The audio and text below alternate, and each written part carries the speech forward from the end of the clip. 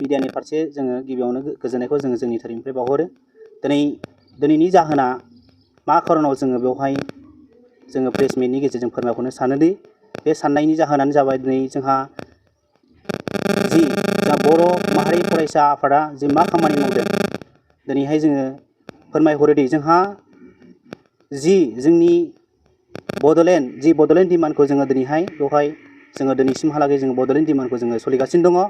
आरो बेजों लोगोसे जों फोरमायहरनो गोसो जायो दि जोंनि उदालगुरि डिस्ट्रिक्ट बनसुनिफ्राय फैबाय थानाय जि फेग्रा बे फेग्रानि बिसय जोङो दिनैहाय जोङो गोख्रों जोङो दिनै थिरांथा लानाय जागोन। फैबाय थानाय 10 तारिख बे 10 तारिखनिफ्राय जोङो गोख्रों लानाय जागोन दि आरो बेजों लोगोसे जों फोरमायो दि जायफोरा बे ड्राग्सआनो होन गान्जायानो होन बे फाननायफोरावहाय जोङो जुदि बेयाव इंकाउरि खालामनो जों जुदि मोनोब्ला बिनि उननिफ्राय जोंनि बे उदालगुरि डिस्ट्रिक्ट बनसुआ बेखौ गोख्रोङैनो बिनि सायावहाय जोङो एक्सन लागोन।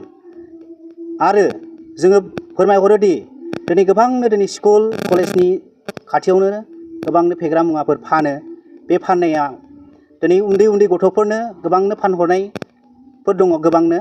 दा बेफोर फाननायफोरा जाहाथे बै उन्दै गथ'फोरनो बे फेग्रा मुवा एबा बायदिसिनाफोर बे ड्राग्सआनो होन गान्जायानो होन बेफोरनि फारसे जाहाथे बिसोरनो फानहरा, जाहाथे बै स्टुडेन्टफोरा जाहाथे फरायनायफोराव गावसिनि जिबायदि थांखि दङ बेयाव मोजाङै जुदि बिसोरो बे फेग्रा मुवाखौ गारनानै जाहाथे सोलोंथाइखौ मोजां लानो हायो। दिनै जों बिनि सायावबो जोङो दिनैहाय जोङो इंकाउरि खालामगोन 10 तारिख फैबाय थानाय मार्च दाननि। बे समाव जोङो दिनै जायखौनो मोना मानो जोङो जोंनि दिनैहाय उदालगुरि डिस्ट्रिक्ट आरो सेन्ट्रेल बनसुनिफ्राय लानानै जोङो गोख्रोङैनो बेखौहाय जोङो गोग्रोमनाय जागोन एबा जोङो नायबिजिरनाय जागोन आरो जुदि मोनोब्ला बिनि सायाव जोङो लिगेल एक्सन लानाय जागोन। आरो बेजों लोगोसे जोङो फोरमायो दिनैहाय गोबांनो जायफोरा बे बुस्थुखौ फानदों अननानै जाहाथे बै सुबुंफोरनो जाहाथे फानहरा। बे उन्दै बैसो जिबायदि नायनानै बिसिनि माबाफोरखौहाय माबानानै अननानै फानालासिनो थागोन बिसोरनो जाहाथे उन्दैफोरखौ एसे मोजाङैनो नायनानै जिबायदि माबायावहाय माने गावनि माबाफोरखौहाय बिजनेसखौ नायनानै गोबांनो साननो हागौ, खिन्थु बिजनेसखौ नायालासिनो बै गथ'फोरनो जाहाथे फाननाङा बेखौ जोङो दिनै उदालगुरि डिस्ट्रिक्ट बनसुनिफ्राय जोङो अरायनो जोङो खावलायहरनाय जायो। थिरनियावबोथ' जोङो एक्सनखौ लागोन बिसिनियावबो, मानो होनोब्ला थिराबो गोबांनो समाजावहाय गुबुंले खालामना दङ। रांखावरिनि बेलायावहाय गोबांनो दिनै हाजिरा माजिरा मावनानै जानायफोरा गोबांनो बिदिनो थिर लानानै माने न'खरफोरखौहाय खुंनो एसे माबा जानानै दङ। जों बिनियावबो जों एक्सन लागोन। दखान होन गलायावनो होन टाउननि माबायावनो होन बाजारावनो होन बेवहाय बे जौ हिरि फाननाय फेग्लुंनाय निसानि सायाव जोङो दिनै डाइरेक्टैनो जोङो एक्सन लागोन। आरो बिनि सायावबो जों नोजोर होगोन, मानो होनबा बिनि ओरैहाय आन्दार बे 21नि माबायावथ' जेनेबा एसे माबा जायो नालाय इलिगेल जाहैखायो सरकारनि नोजोरावबो। बे फाननाया जुदि बिनि उन्दै माबायाव जुदि फानदोंब्ला जोंनि मानसिया जुदि बेखौ नुदोंब्ला जों बेखौ डाइरेक्टनो जोङो हमगोन बिनि सायावबो।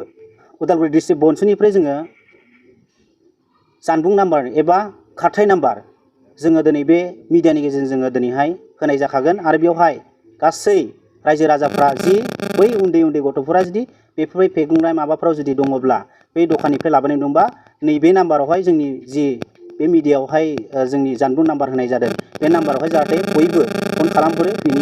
दा बनसुआदि फोरमायहरो गासै रायजो राजानिसिम, थारमाने जोंनि जि उदालगुरि डिस्ट्रिक्ट बनसु आरो